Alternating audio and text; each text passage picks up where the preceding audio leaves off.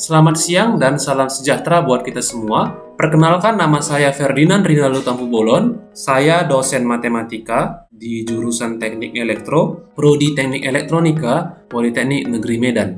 Perkenankan, pada kesempatan ini saya menyampaikan dokumen pernyataan diri dosen dalam unjuk kerja Tridharma Perguruan Tinggi atau PDD UKT-PT Unsur Pendidikan dan Pengajaran. Pada kesempatan kali ini, mata kuliah yang akan saya bawakan adalah Matematika Teknik 1. Bobot dari mata kuliah ini adalah 2 SKS, di mana mata kuliah ini diajarkan pada semester 1 di Prodi Teknik Elektronika. Mata kuliah ini merupakan mata kuliah umum yang memang merupakan penunjang untuk mata kuliah keteknikan.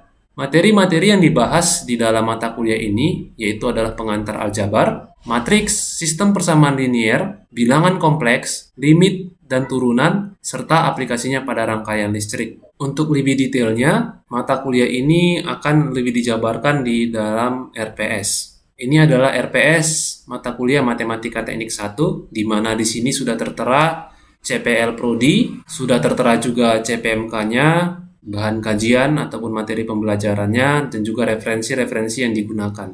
Mata kuliah ini dilaksanakan sebanyak 16 pertemuan, di mana pertemuan 1 dan pertemuan 2 itu membahas tentang konsep dasar aritmatika dan aljabar. Pertemuan ketiga atau minggu ketiga itu membahas tentang operasi dasar aljabar pada matriks. Pertemuan keempat dan kelima itu membahas tentang determinan matriks dan inverse matriks. Pertemuan keenam dan ketujuh membahas tentang sistem persamaan linier dan aplikasinya pada analisis rup rangkaian listrik. Pertemuan ke-8, ujian tengah semester. Pertemuan ke-9 itu membahas tentang operasi dasar pada bilangan kompleks. Pertemuan ke-10 membahas tentang mengubah bentuk bilangan kompleks rektangular ke bentuk polar. Pertemuan 11 dan 12 membahas tentang mengubah bentuk bilangan kompleks ke dalam bentuk eksponensial dan menerapkan aplikasi bilangan kompleks pada rangkaian RLC. Pada pertemuan ke-13 itu membahas tentang konsep limit, dan pertemuan 14 dan 15 membahas tentang turunan maupun aplikasi turunan terkait dengan nilai maksimum dan nilai minimum.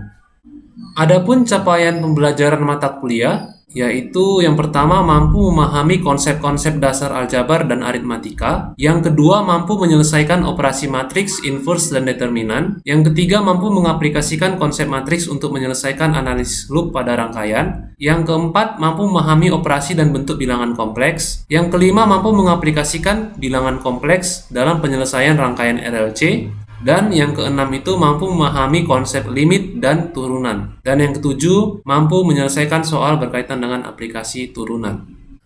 Untuk metode pembelajarannya, di media yang digunakan pada tatap muka yaitu dengan menggunakan laptop LCD projector, di mana di sini ditampilkan slide, dan kemudian ada juga penggunaan gadget, di mana gadget ini dapat digunakan untuk mencari informasi ataupun menggunakan kalkulator saintifik, papan tulis, dan juga modul ajar. Dan kemudian penyampaian materinya itu dengan memberikan ceramah, kemudian sesi tanya jawab ataupun diskusi untuk menarik keterlibatan mahasiswa, kemudian juga dengan memberikan soal latihan baik untuk dikerjakan di kelas ataupun untuk tugas di rumah. Materi yang dibuat dalam slide, baik RPS maupun kontrak perkuliahan, itu dapat diakses dengan laman Sipadi, yaitu e-learning dari Politeknik Negeri Medan. Di sini terlihat untuk pertemuan 1, di mana ada RPS, kontrak kuliah, dan juga materi-materinya diupload semua ke sini. Untuk tugasnya, mahasiswa akan mengumpulkan tugasnya dengan mengupload tugasnya itu ke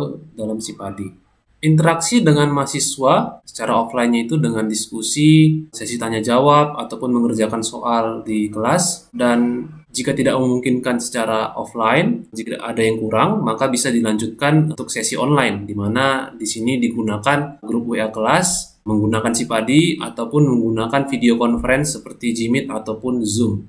Untuk penilaian, mahasiswa dinilai baik dari segi kehadirannya Kehadiran itu dapat dilakukan menggunakan sipadi dan kemudian perilaku di kelas maupun keaktifan di kelas dalam sesi diskusi ataupun dalam menyelesaikan soal-soal yang berkaitan dengan materi-materi matematika teknik 1. Juga dinilai dari tugas-tugas yang diberikan melalui sipadi dan juga ada kuis dan UTS maupun UAS. Untuk bobot-bobot penilaiannya dari Politeknik Negeri Medan sudah memberikan suatu form yang dapat digunakan oleh para dosen dalam menentukan nilai akhir dari mahasiswa. Sekian uraian singkat saya terkait dengan uraian mata kuliah. Berikutnya adalah video pembelajaran di kelas terkait dengan materi matriks. Selamat pagi, adik mahasiswa. Pada hari ini kita masuk materi tentang matriks. Ini tujuan pembelajaran kita hari ini.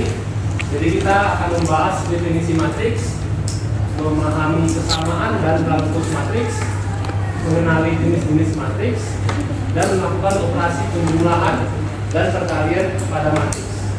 Kemudian kita akan mencari determinan matriks. Jadi ada sekitar 5 ya tujuan pembelajaran kita hari ini. Jadi kita mulai dari yang pertama itu adalah memahami definisi matriks. Jadi apa itu matriks? Matriks itu adalah himpunan bilangan yang atau elemen ya yang disusun dalam baris dan kolom sehingga membentuk persegi panjang atau bujur sangkar.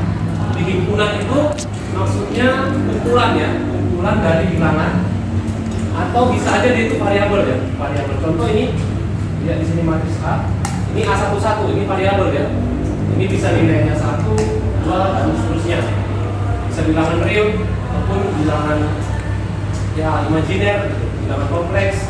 Nah, kemudian ini dikumpulkan, kumpulan variabel atau bilangan ini dalam bentuk persegi ya, persegi atau persegi panjang.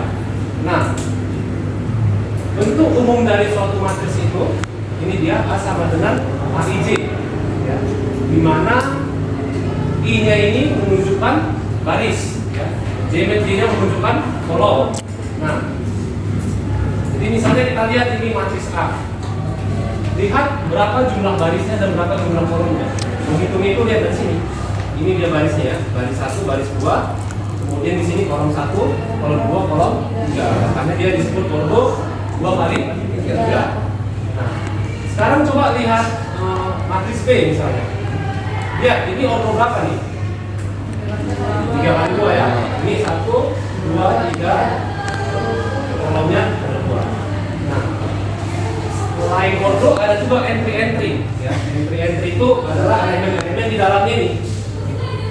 Misalnya untuk dia elemen yang baris 2 kolom 2. Nah, berarti kita ambil baris 2 kolom 2. Hanya ada satu entry ya, yaitu 3.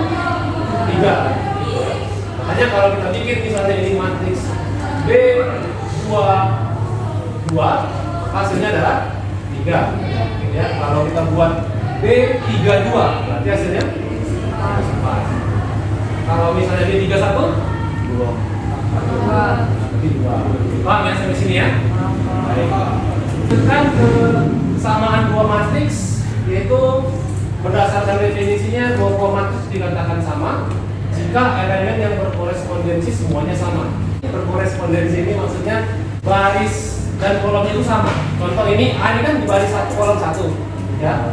Nah, A-nya ini dua matriks ini baru bisa dikatakan sama jika nilai A ini adalah 2 gitu, nilai B-nya adalah -1 dan seterusnya gitu. Jadi yang sama letaknya itu harus sama gitu, entry-nya. Coba ini matriks ordo berapa nih? 3. Jadi ordonya sama, entry-entry-nya pun harus sama. Baru dia bisa dikatakan sebagai dua matriks yang sama. Paham ya? Selanjutnya kita lihat di sini ada transpose matriks. Transpose matriks. Nah, transpose matriks ini adalah perubahan dari baris menjadi kolom. Tapi harus bersesuaian. Misalnya yang ada di baris 1, baris 1 ini kan isinya 1, 3, sama 2. Ini kita ubah dia menjadi kolom. Kolom berapa? Kolom 1 ya.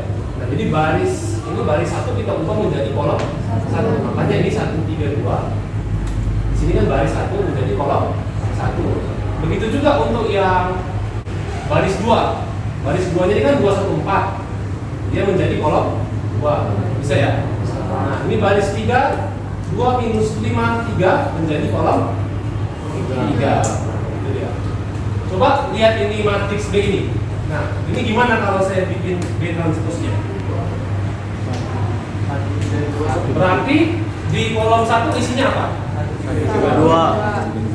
Kalau kita buat B transpos, ini di kolom satunya berarti jadi apa? 1 2. Berarti 1 1 2. berarti dari 32 kan? Dan 2 1 kan ini baris 1 menjadi kolom 1, baris 2 menjadi 2. Paham ya? Oke, kita coba satu lagi ya. Misalnya saya buat 3 1 2 ini misalnya matriks C. Berarti C transposnya barisnya jadi kolom gitu ya. Ini jadi di sini kolom 1 kan? Ini 1 2 di sini 1 2 1 3 1. Paham ya? Sekarang kita lanjutkan ke penjumlahan dan pengurangan. Jadi dua buah matriks ini bisa dijumlahkan jika ordonya sama. Ya, ini ada dua buah matriks. Kita lihat di sini ordonya berapa? 2 kali 3 ya. Baris 2 kolom 3. Dijumlahkan dengan yang ordonya sama. Nah, entry-entry yang berkorespondensi dijumlahkan. Ini 3 sama minus 2 hasilnya 1. Ya, 2 sama 5 ditambahkan sama dengan 7. Begitu juga dengan pengurangan. Nah, berikutnya perkalian skalar. Nah, perkalian skalar ini dia dikalikan dengan bilangan atau variabel. Ya. Jadi ini ada matriks dikalikan dengan bilangan 4. 4 dikalikan dengan matriks gitu. Nah, semua entry-entry-nya ini dikalikan. 4 dikalikan minus 2, 4 dikalikan 5 gitu ya. 4 dikalikan 3 dan seterusnya. Begitu dia. Nah, jadi kalau ini perkalian ini pasti nanti hasilnya ordonya itu sama. Ya, kalau dia yang agak sedikit lebih sulit itu yang perkalian dua matriks. Ini kalau dua buah matriks ada unik dia. Dia itu bisa dikalikan jika kolom matriks pertama sama dengan banyaknya baris pada matriks kedua. Nah, kita lihat di sini barisnya 2, kolomnya 3 dikalikan dengan matriks yang kedua. Itu barisnya 3, kolomnya 2. Nah, hasilnya di sini adalah matriks 2 kali 2. Matriks 2 kali 2. Cara mengalikannya ini harus kita buat yang kesesuaian baris dengan kolom sama baris 1 dengan kolom 1 dan kolom 2, baris 2 dengan kolom 1 kolom 2. Nah, ini kan kalau dia 2 kali 3 dengan 3 kali 2, ini kita coret ya. Berarti nanti hasilnya matriks 2 kali 2. 13 ini kita coret dari mana? Berarti ini kan 3 2 2 dikalikan dengan 1 3 2 kan gitu ya. Dikalikan 3 kali 1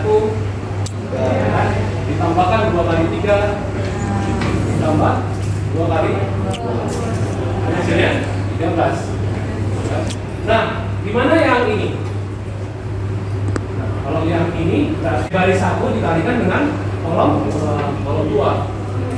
3 2 2 dengan 2 3 2. Nah, ini hasilnya 3 kali 2 ditambah 2 kali 3 ditambah 2 kali min 4. Ini hasilnya berapa? Min jadi 4. 6 tambah 6 12 tambah 14 pakai 2 kali 3 2 kali 4 ini 8 ya. Ini 8 6 berarti 4 ya. Berikutnya yang 15 ini berarti 1 2 4 kali 1 3 2 3 2. Ini hasilnya matrisnya 1 kali 1 ditambah 2 kali 3 ditambah 4 kali 2. Kalau dia yang minus 8 ini berarti 124 dikali 2 kali 3 4. Ini hasilnya 1 kali 2 ditambah 2 kali 3 ditambah 4 kali 5. Paham ya sampai sini ya? Oke. Berikutnya kita coba soal latihan.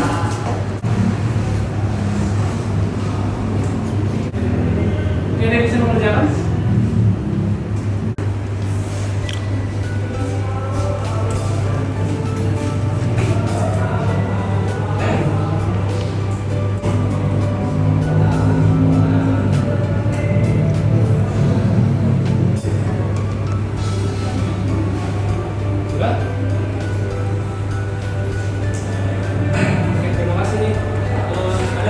Jalan? Oke, jalan.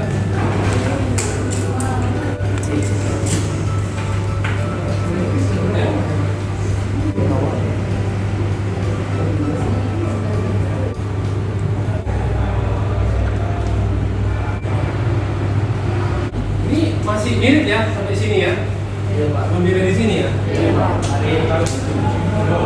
Ini kan dia baris 2 kolom 1 ya, berarti baris 2, 1, 4 sama 1, 2 kan gitu kan? Iya Pak.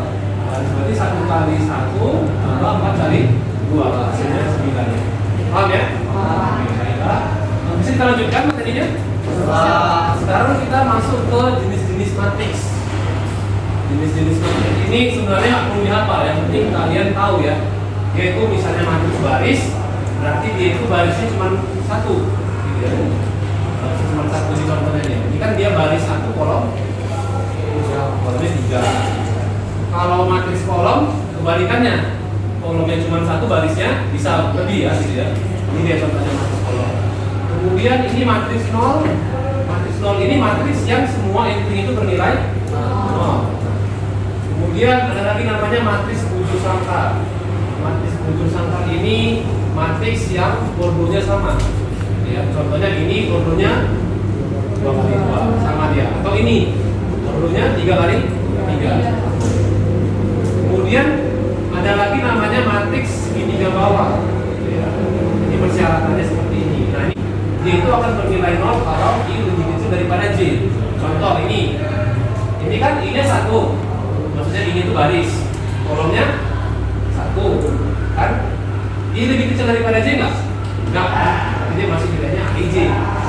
Ada nilainya. Nah, makanya di sini ini kan baris 1 kolom 2 kan gitu kan? I-nya lebih kecil nggak daripada J? I-nya 1, J-nya 2. Kan lebih kecil berarti kan? Makanya ini yang disebut dengan matriks segitiga bawah. Kalau matriks segitiga atas kebalikannya. Jadi mungkin gampangnya gini aja, lihat diagonalnya ini. Nah, ini yang dia segitiga atas itu diagonalnya ini semua ada isinya. Yang di atasnya baru yang di atasnya 0 semua. Kebalikannya ini, gitu kan? Kalau yang ini, yang di bawahnya 0 semua kan gitu kan? Yang di atasnya isi semua. Paham ya? Ini dia maknanya matriks segitiga bawah sama matriks segitiga atas. Sampai di sini ada yang mau tanyakan? Jika tidak ada, kita lanjutkan ke determinan.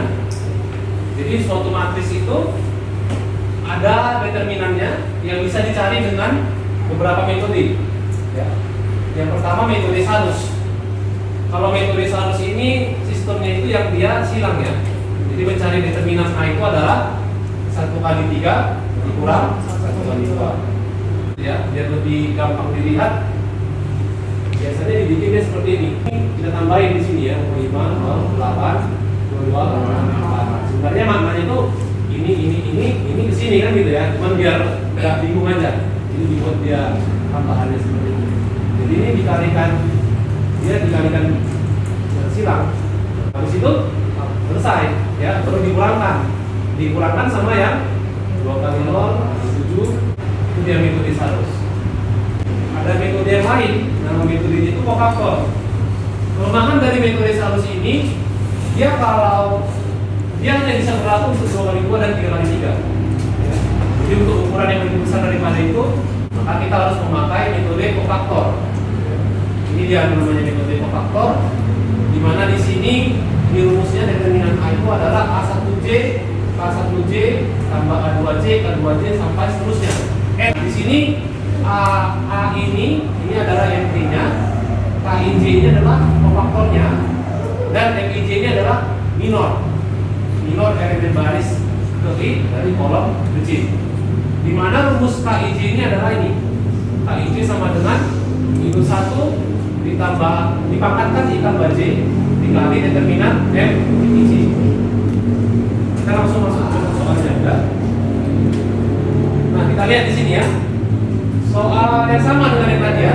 Lihat di sini kita lihat A11 dulu. Ini baris 1 kolom 1 yang ini. A12 berarti yang ini.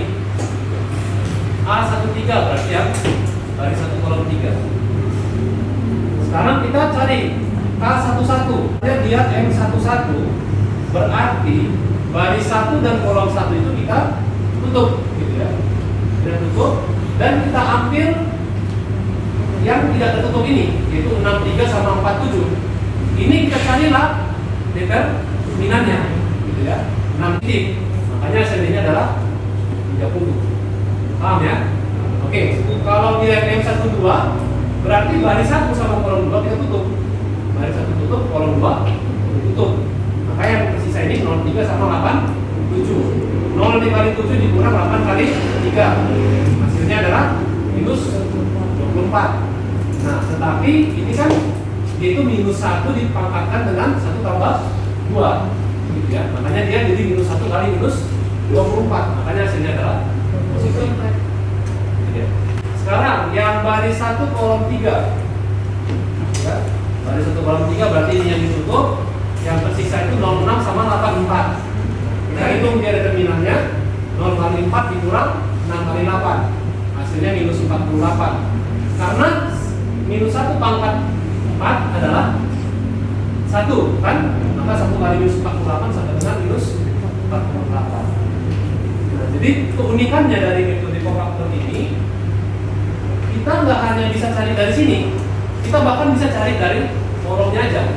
Misalnya kita mau cari ekspansi dari kolom 1 misalnya. Berarti di sini kita bikin A11, K11 ditambah A21 K21 ditambah A31 kali A31. Jadi nanti pasti hasilnya itu adalah sama gitu ya, dibandingkan dengan yang ini. Nah, kita pakai yang dari baris. Dia nggak boleh diagonal ya. Kalau diagonal gini dia nggak bisa. Yang bisa itu hanya baris atau kolomnya. Oke, ada yang mau tanyakan sampai sini? Kenapa kita mempelajari determinan ini? Dikarenakan determinan ini bisa dipakai untuk menyelesaikan permasalahan rangkaian listrik. Ya. Konsepnya itu nanti ya, nanti dia itu kan akan menghasilkan suatu sistem persamaan linear namanya ya, sistem persamaan linear. Apa itu maksudnya persamaan linear? Di sini pangkatnya itu adalah 1 kali itu linear, terus persamaan berarti ada sama dengan di sini. Nah, jadi hasil dari ini kan yang mau dicari itu I1, I2, I3. Itu lambang arus ya, bukan arus 1, bukan arus 2, bukan arus 3, itu yang mau dicari. Nah, jadi nanti dengan menggunakan determinan ini, kita bisa mencari itu berapa nilai I1, I2 sama I3. Meskipun ada metode yang lain, misalnya sistem kombinasi substitusi ada ya, pernah dipelajari waktu SMA dulu ya. Dan salah satunya adalah dengan menggunakan metode Cramer. Metode Cramer ini maksudnya metode determinan. Nah, jadi metode determinan ini akan kita bahas setelah minggu depannya.